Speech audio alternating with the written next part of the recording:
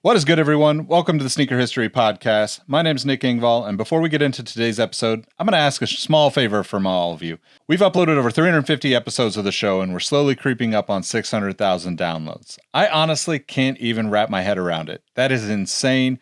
Thank you so much for listening and being a part of this journey with us. If you could take a moment to leave us a review on Apple Podcasts, hit that follow button on Spotify, and give us a rating, it would be greatly appreciated. I'm looking forward to taking the show to new levels in the coming months with more guests from the community, talks with industry professionals, and deeper dives into the sneaker stories that shape this obsession we are all so passionate about. And your support is going to make that happen, so thank you in advance. One last thing before we get into this episode, do the right thing. Tell someone you like their kicks today. You never know how far a compliment will take you, and we all know how good it feels to be on the receiving end of some appreciation.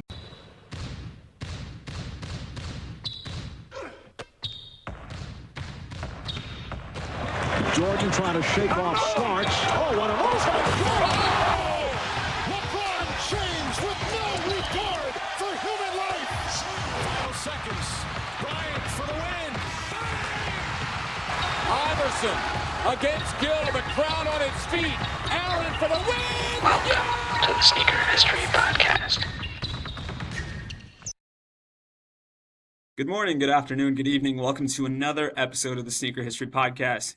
It's one for me. It's not one for the guys. It's one for me. And today I've got illustrious author extraordinaire Mirin Fader. This is actually round two for Mirin because she previously promoted her book around Giannis Antetokounmpo. And this time around, on October 15th, Mirin's got her second book coming. And I'll let Mirin kind of do the initial 30-second plug of what that book is. But first of all, welcome, Mirin.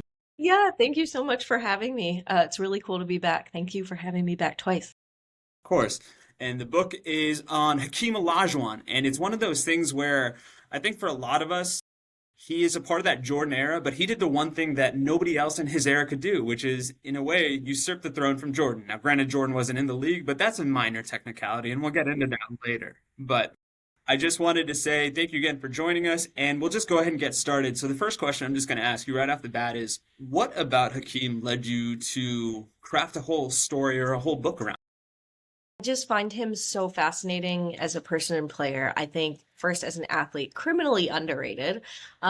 We just don't talk about him. You never hear his name in conversations among all-time best, or he's just really forgotten about. And it's such a shame because he just destroyed people, and he would just be having fun and laughing about it while just absolutely destroying the competition.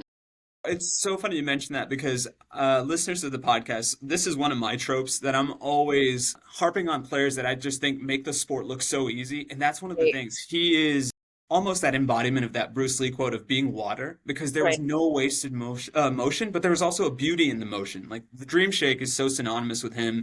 And it's also one of those things that's in a way ported over to this next generation, because you may not have any idea as a young basketball player of who Hakeem Olajuwon is. But by some way, shape, or form, you've encountered into either learning the Dream Shake or, more importantly, getting humiliated by the Dream Shake. That you're like, okay, I need to figure this out. So did you have any preconceptions that, as you were writing the book, kind of changed your opinion of the man, the myth, the legend? Or was it kind of straight shooting in the sense of he was exactly who you thought he was going to be? I mean, he was who I thought he was going to be, in the sense of I knew he was this very humble, gracious, respectful, kind, man of peace, as he is known. There's just this regality about him that the way people describe him. It was more that it didn't change how I felt, but it added to the legacy, because one of the reasons why I also chose it is because I just felt like not much was even really known about him, whether it's his upbringing or, why he felt the need to return to Islam, or, what really made that spiritual transformation be so, impacting on his life. And so for me, the more I learned, the more respect that I gained, because I don't think people realize what he had gone through, how he was perceived at the time. These things are just not talked about. And so it only made me revere the legend even more. Perfect. And we'll use that as a jumping off point to kind of go to the next question, which is specifically around the fact that Hakeem was discovered on a soccer pitch. And much like Giannis in your previous book, there's this connection between these two that as you kind of go down the line, it's almost like that Lincoln-Kennedy thing where Kennedy's secretary was Lincoln and Lincoln's secretary was Kennedy, but both are of Nigerian descent. Both's first loves were soccer. So could you talk a little bit about that origin story of how Hakeem was discovered on the pitch, or rather Akeem at that point? Yeah, no, exactly. And truthfully, to even start the connection with Giannis, and I sort of saw this book as almost like the prequel to my first book, because it was like, let's give credit for the pioneer that paved the way for the Giannis's, the Joel Embiids of the world.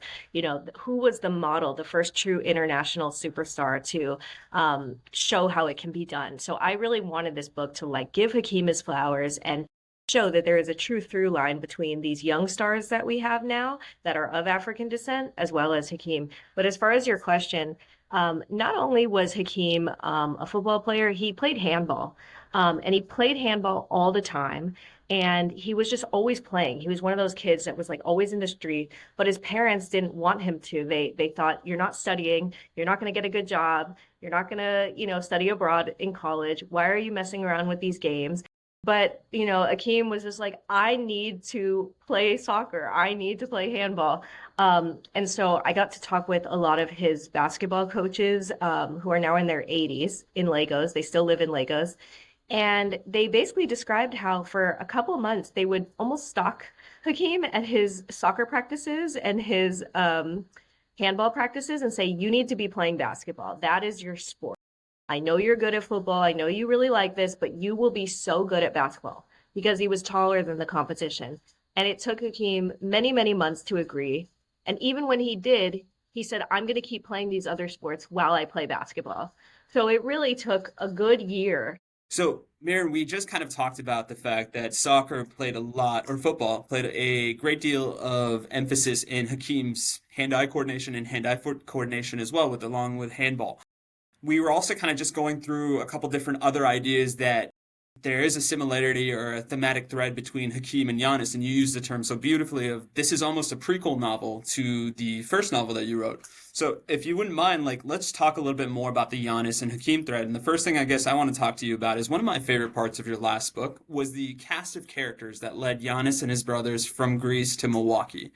And it just felt like it was truly a village that raised them. And you would hear about different shop owners, different players. Did Hakeem have a similar infrastructure or support system with him that allowed him to go from Lagos to Houston?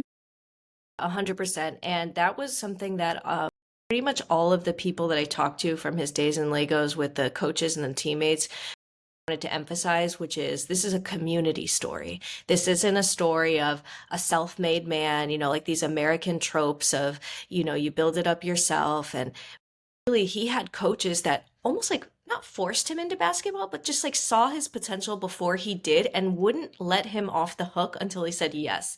So Coach Otenebage, his main mentor, he was the one that was, so relentless. Coach Oliver B. Johnson, who is really credited as the godfather of Nigerian basketball.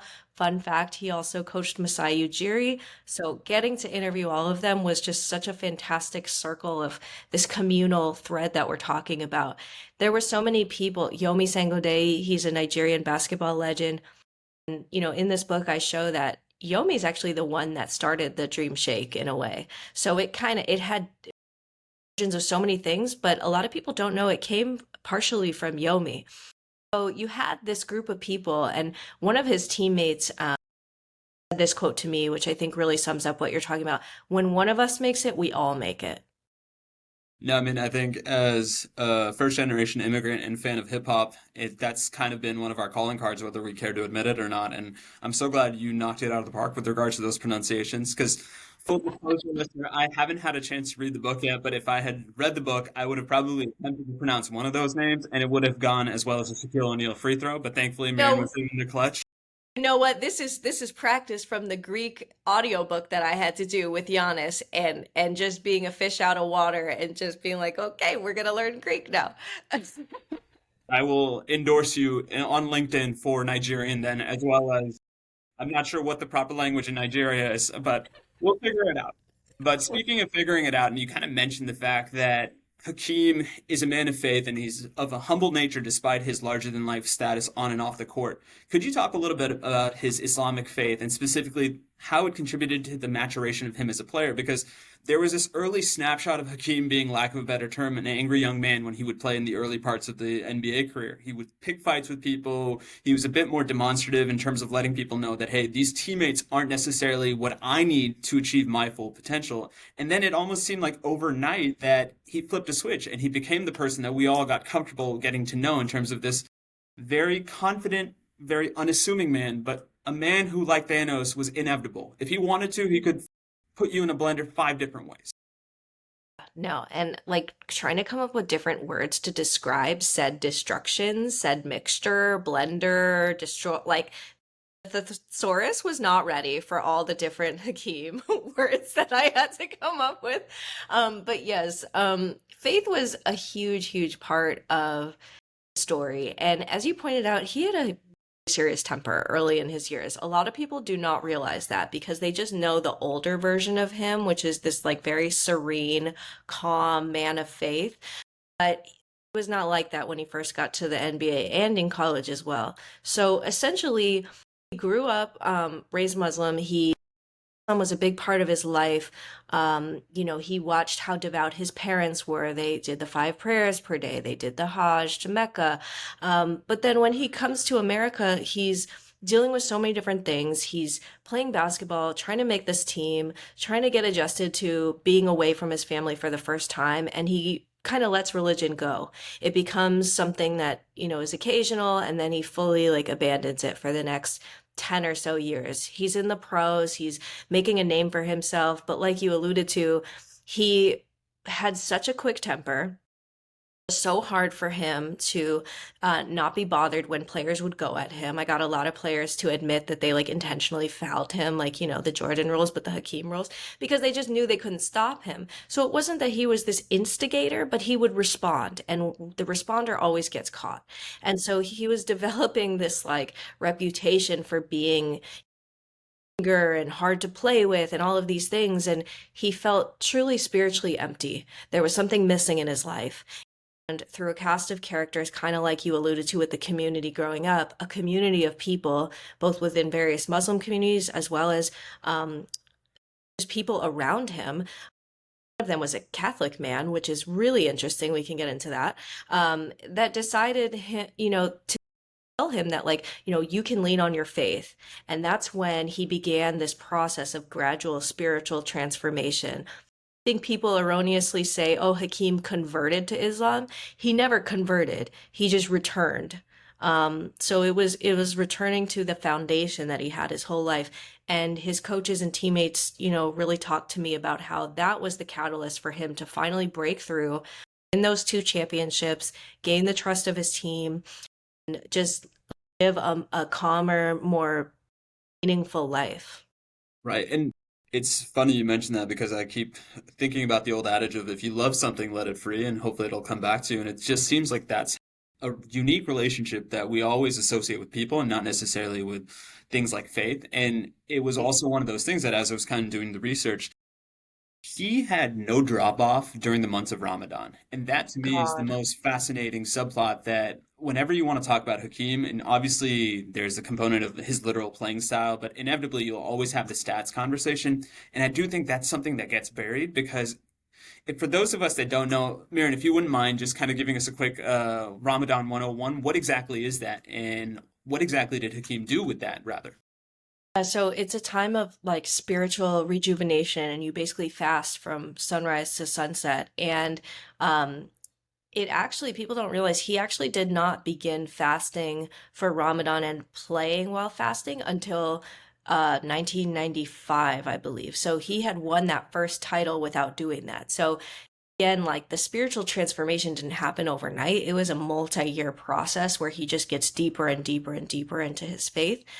A lot of people also don't know that it was Mahmoud Abdul Rauf who inspired him to do this. They were having a conversation and Mahmoud was fasting, and Hakeem was like, whoa, you fast while you play? That's crazy.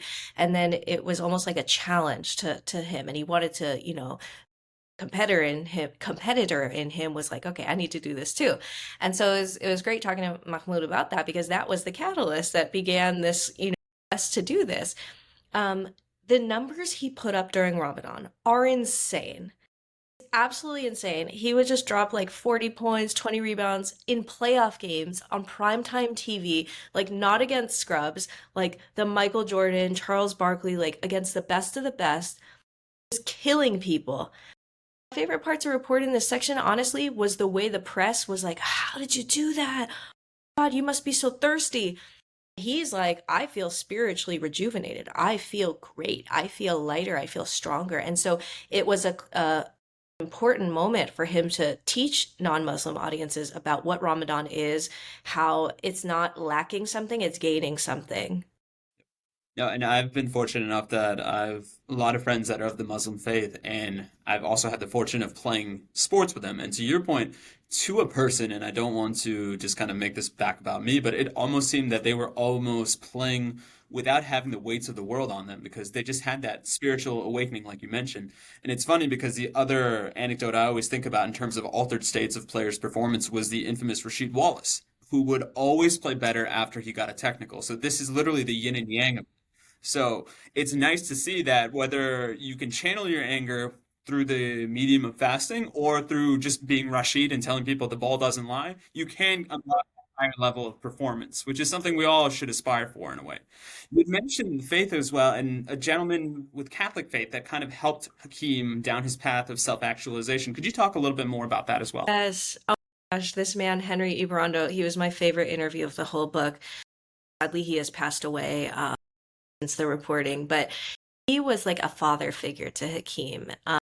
He was his lawyer, kind of part-time agent. He was always in the mix. In the late 80s, he just noticed that Hakeem was really isolated, really lonely. Something was clearly up. He was having all these issues off the court, on the court, like we talked about. Henry would invite him over to his home. Henry, being of the Catholic faith, would talk about the importance of religion. It started to kind of turn the wheels for Hakeem, and they would read this book together called Happiness is an Inside Job.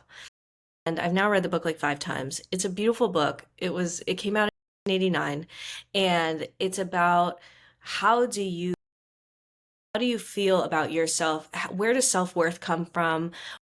Why should we divorce ourselves from material things? And Henry felt that Hakeem was too dedicated to material things. He helped him move into a 1-bedroom secluded home, kind of divorce himself from these things because Hakeem was making so much money and he was so great at basketball, but he felt so bad inside. And it was through this friendship with Henry that he began to ask himself, like, who am I? What kind of person do I want to be? What values do I care about in life? And it was a beautiful, beautiful friendship that like continued to this day. Hakeem like would go over there all the time. He was at Henry's house when he discovered, when people were telling him Defensive Award Player of the Year was renamed after him, and they were like, Hakeem, how do you feel about it? And he's like, he's just shrugging. And for Henry, who is now like, he was in his 80s by that point, was just like, he's the same old Hakeem, just better and evolved. Okay, I need to call a 20-second timeout here. Did you know that we send out a weekly newsletter? Actually, it's more of a weekly-ish newsletter.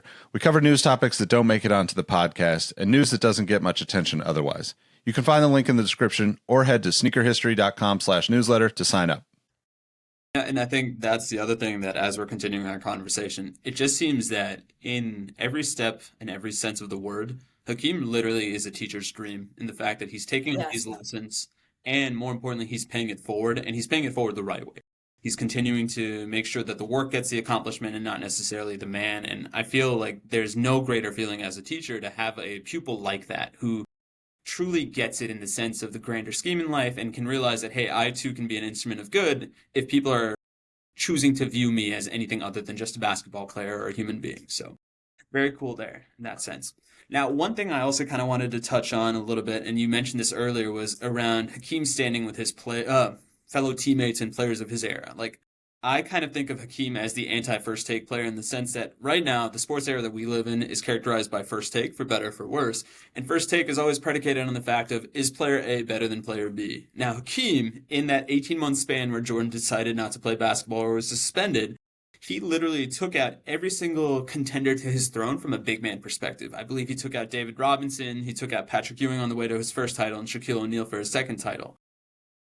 do his peers hold him in that same reverence as a Jordan in terms of he was a bad dude, nobody could say anything to him? Or was there kind of a little bit of, yeah, he could have been greater, but he never got to take Jordan on in his pomp and circumstance phase? So if you're from Houston, the answer to that is all of that is not true. He did get Jordan, all this stuff. It wasn't a minor technicality, blah, blah, blah. I am from Los Angeles. I am an unbiased observer. So my answer is, gosh, the reverence that players of his era have for him. I mean, that was the fun part of the reporting, getting to talk to all those legends of that era and basically being like, why do you admire him? What was the worst he shook you? Why was he so amazing? And they would just like go on and on and on in these like reverent terms, even of the previous generation. Robert Parrish was like, he told me that Hakeem is the only player he would ever pay to see. Which is such a compliment from him. Shaq told me that, you know, he would put Hakeem above him anytime on the all-time list, like no question in his mind. He was like, you know, Hakeem was the only person that I could never intimidate. The respect, it's almost like I used the word regal earlier. Yeah, It that's really perfect. is this like otherworldly, mythical, like respect that they have for him. And it's so genuine. And that's why I think like, okay, even though he's the anti-take and so different from this era, right? All of his peers are on TV broadcasting and on social media. The fact that to this day, those peers, when you mention the name Hakeem Olajuwon, there's this pause and they're like, oh, you should have seen the way that he da da da da da da. Like it's just such a joyful conversation. It's so brilliant you say that as well, because when you said the word regality, I automatically, and maybe this is immature of me to think, and hopefully it's not too flippant of a comparison, it's the Black Panther comparison more than anything. Like T'Challa had that regalness about him because, A, he was an actual king, but he also moved with a smoothness. And I think one other cool aspect of the Hakeem Admiration Society is you look at a lot of his teammates, they're very loquacious, to say, lack of a better term, right? You have the likes of a Vernon Maxwell, a Kenny Smith, a Sam Cassell, and they've all made recent news about the fact that Hakeem was the guy. I think Sam Cassell was the one that kind of said, if Hakeem took on Nikola Jokic, it's no question it's Hakeem. And that's the type of loyalty you expect from a teammate. But the way that he went about that explanation, and it is true, like I think if I had to spend my hard-earned dollar on watching any NBA player in the past, Hakeem would probably be on that short list because at times he made it look easy like we were talking about, but it also makes it look like he's a truly transcendent athlete that's playing a different sport. So that's probably the handball influence, that's a soccer influence. So it's always I turn into a giggly schoolgirl whenever I hear other players talk about how great somebody is because it's like they're conditioned to be like, no, I'm the best. I never may have gotten the opportunity that I wanted to shine, but Hakeem is one of those guys that all filters are off and you just get giddy talking about how great he was. Now, yeah, It's so go ahead. beautiful because it's so beautiful. That's what it's so like creative. That's what I kept, you know, it's very hard to write about somebody. I know this sounds really stupid, but it's really hard to write about greatness. And it's really hard to write about why up in a way that is not, yeah, he had that one season with 200 blocks and 200 steals. It's very hard to like describe greatness. And the thing that I just kept coming back to is like, it's because he had a counter for every counter, right? Like I never knew what was coming. It was very much like, here I am, here I'm not. I'm going back around. You think you got me. You never got me. This is going to be so silky. Like I said, the thesaurus was not ready, like buttery, smooth. Like it was a huge challenge to not repeat myself the whole book. Basically, you have to go to external sources, right? I'm sure you're looking at like the Julia Child's cookbooks to be like, okay, That's right. another word for saucy. That's Because right. you know what? We feel for you, Mirin, but we're glad you did the exquisite reporting that you did for the book.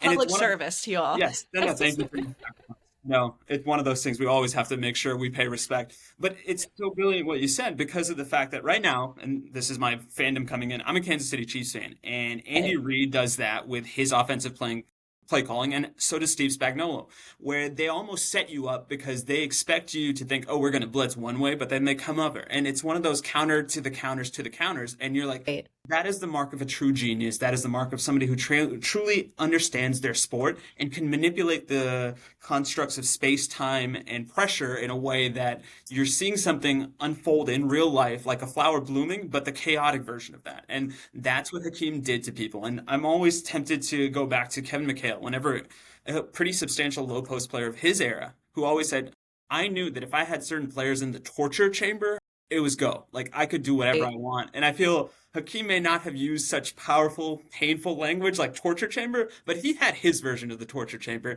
And I'm sure it was a lot more serene. Because to your point, I'm now going through the thesaurus in my mind of, okay, what is a word that we haven't used? Serene is good. I used Serena. That was good. Yeah. All right. Thank you, Mr. Powell. Shout out to my sophomore English teacher. So one thing we'll talk about that may not necessarily be as serene was Hakeem's marketability in a sense, because most people don't necessarily know that Hakeem was a salesman in the grander scheme. I think if you press a lot of people from that 90s era, they might say, oh, I think he had a sneaker, or he was on that Taco Bell commercial with Shaq. Could you talk a little bit about his relationship with Spalding? Because we are the Sneaker History Podcast, and I think my co-host would kill me if I didn't warm in some sort of sneaker reference back to the conversation that's being had. I'm so glad you asked this, because this is one of the people really have no idea about this. It's one of the overlooked legacies of Hakeem. I have an entire chapter dedicated to the sneakers and marketability. This was the era where sneakers were, a player could have their own sneaker, and that was a huge deal. And Hakeem, being pretty much different in every single way from all of his opponents, from playing style to upbringing to everything, was like, okay, I'm going to do it differently up once again, in terms of shoes. So instead of, signing with a big brand and, putting out $120 shoe, he says, I'm going to do my own thing and I'm going to sell it for 32. And so he has a couple. He has the Atonic, which came before the Spalding one. Those were the Hakeem the Dreams, and then the Spalding. And it is known as a failure commercially. People did not wear them. They mocked them. They said it's yet another iteration of big men can't sell shoes. But it was also a real point of pride for Hakeem, because he felt like not signing with a big brand, by making shoes that are actually affordable to kids, we are not going to have these moments where people are literally killing each other over shoes. There were a lot of sneaker killings at the times, and he felt so deeply that, like, we need to make this affordable for working families, which I think is so admirable and amazing. So people mocked it too, because it was so no frills, like his, it was so, God, what's the adjective? It was so about the work. It wasn't flashy. It just got it done. Dare I say layman, right? Because you always you think about the fact that if something's described as layman, it's not spectacular, but it's a necessary work. It's a thankless job. And it's almost thankless in the sense, but sorry. No, that's so true. So well said. And the reason why I felt this was so important to talk about was because a biography isn't just what happens in a person's life, it's how are they perceived. And one of the parts, and this is a through line through the whole book, people never talk about the racism or Islamophobia that Hakeem Olajuwon experienced his entire career.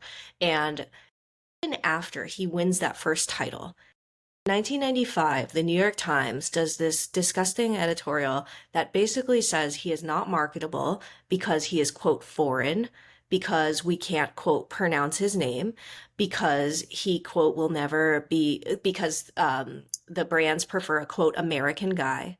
And so you have this, like, dominant, charismatic athlete, could not be a better role model. And the New York Times, as he is not marketable, they're othering him. There's so many dog whistles in this article. It's really gross.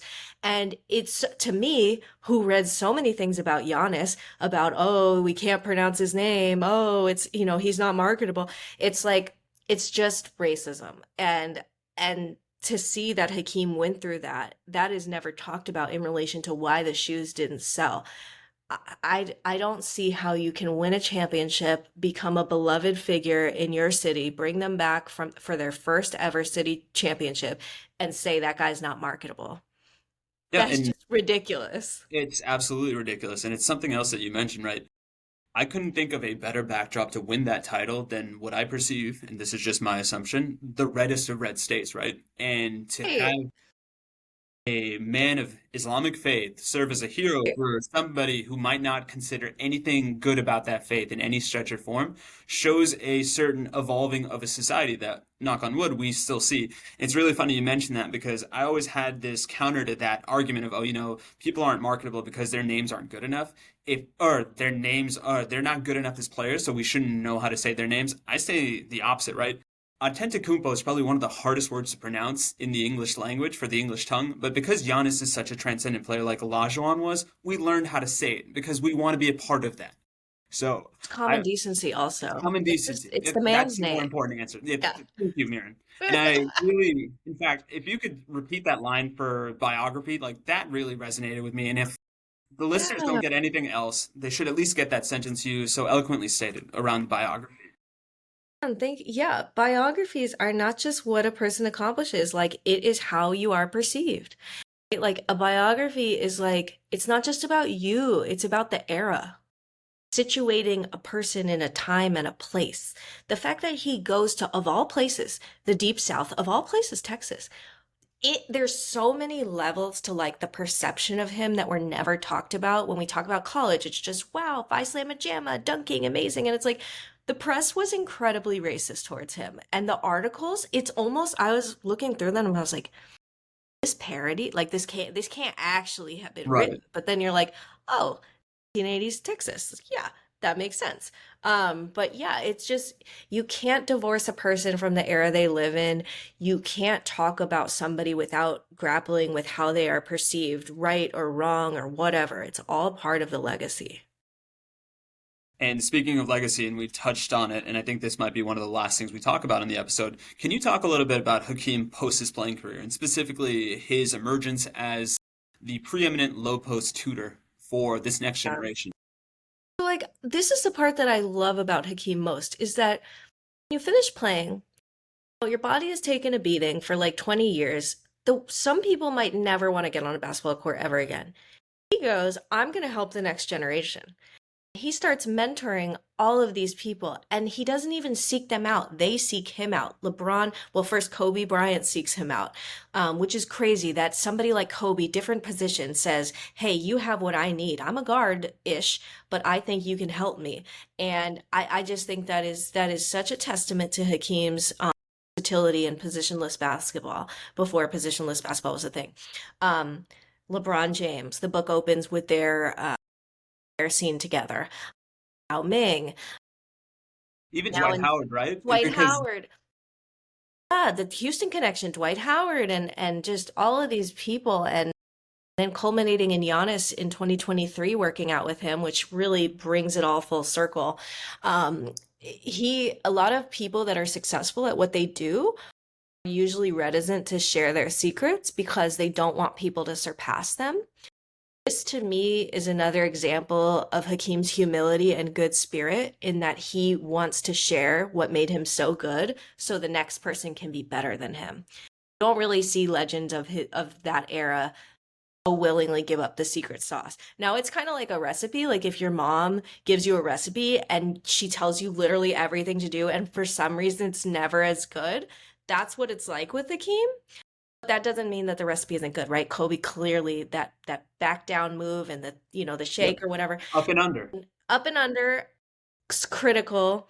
So Hakeem, it wasn't even just that like he wanted to help. He really loved teaching, and to me, this is just my perspective based on my reporting. It is the same spirit of community for all the mentors that helped him. Moses Malone, who we didn't discuss, was a huge mentor to him. And I just don't think Hakeem becomes the player that he is without the help of Moses Malone. And so I think there is something just inbred in him that like that fundamental concept of like we help each other, like that he absolutely applied to this current generation. Yeah, and the Moses Malone is a great shout, right? Because Hakeem is the rare player that I can think of. And I mean, he played college ball in Houston, and he was fortunate enough to get drafted in Houston. And when he was a freshman and a sophomore, during the summers, I believe he would play against Moses Malone, and I think that's where the relationship first started. Absolutely. And what people don't know is that not only was it like battles with each other on the court it was called Fondy Rec Center in Houston, Moses was like an older brother. He would give Hakeem his hand-me-downs. So like, and they were nice hand-me-downs. So people would see Hakeem in like this cream sort of jacket suit, and they'd be like, "Where'd you get that?" And he's like, "Moses gave it to me." So what I learned about Moses, it just did not know much about him other than prolific rebounder, absolute beast, like legend, is the giving heart. Moses would like, everyone in the book spoke about Moses's like loving spirit and how he gave so much. He would fight for people in the players union. So to me, it's like, oh, it makes so much sense to me why Hakeem is exactly like that for the next generation. That's what he was taught. Yep, and it's funny because Charles Barkley is another disciple of Moses Malone. Anytime you hear Charles Barkley talk about it, it's the same thing. Like, he's my big brother. He took care of me. He told me if I want to be a basketball player, I should lay off the pizza. And it's just things like that we take for granted in a sense, but you do need people to say that. And if nothing else, like similar to what you're doing for Hakeem for this generation, you're kind of doing that for Moses Malone in this interview, because I think it's another one of those players that people of a certain generation hear their parents or hear their older brothers talk about him, but we never got to witness that greatness. So this is type of that testimony that makes that type of player go forward in terms of time as well. So thank you for that quick tangent on Moses. So we are running out of time, but I wanted to give you the last 2 to 3 minutes to just kind of encapsulate everything you want to share about this book and give us one last incentive to not only purchase this book, but your Giannis book as well, because there is a prequel sequel aspect to both of these books as you watch them together. I just, first of all, want to thank you for like such a fun interview and like all your preparation. And it was so fun. And it actually really took me back to looking up that thesaurus. Like, I can't even, I'm so serious about that. It was an actual issue. Thank you for this. It was really great. And the sneaker part is one that I cherish the most because people don't realize that unless you are like really in the culture. But yeah, my book is coming out October 15th. It's available for pre-order right now, and I would really, really appreciate it if you could all pre-order. It just makes a big difference, not just for me, but for bookstores, because if they see that people are interested in a book, then they're going to put it on the shelf. If people are not buying it, they're like, why would I put this on the shelf? It's really about showing them that like, hey, this is a book that people are going to want to read. Now we're doing 2 signed ones. If you want a signed one or you want me to personalize it to somebody you love, doing it at Brazos Bookstore in Houston and Skylight Bookstore in Los Angeles. And I've got both of those links on my Twitter, which I will call it to the end of time. It's at Mirin Fader. And on Instagram as well. And yeah, if you could buy the Giannis book as well, I think I'm not gonna, no spoiler alerts, but the way the Hakeem book ends, you will really feel like the saga of the 2 men are complete. That's all I'll say on that. I was going to say, so the other thing, listener, Mirin is not telling you is in 10 years from now, she's going to write the trilogy, which will probably be about Wemby. So there we go. Yeah. It is what it is. But we thank you so much. First. We're going to try to speak it into existence. And if not that, Mirin, thank you for writing the Isaiah Pacheco article. That was a very lovely piece. And then because I'm in Portland, I would be remiss to say I read parts of The Purple Cow to my daughter because of your profile on Scoot Henderson. So thank you so much for all that you do. Listeners, will put all that connect information in the episode description. And if nothing else, hope everybody has a great day ahead of them. Thank you so much. Thank you. Hey, Nick here again. Before you take off, I want to thank you for listening to the Sneaker History Podcast. Be sure to hop into our Discord to answer this episode's The Last Shot question and get to know our community of sneaker enthusiasts. If you'd like more insights on the trending topics in the sneaker world, I've also recently started a newsletter to share my knowledge from nearly 2 decades of experience working in the footwear industry. You can find the link to that below or go to sneakerhistory.com/newsletter. And last but not least, tell someone you like their kicks today. You never know how far a simple compliment can take you, and we all know how good it feels to be on the receiving end of some appreciation. Thank you for all the support, and we will catch you on the next episode. Peace.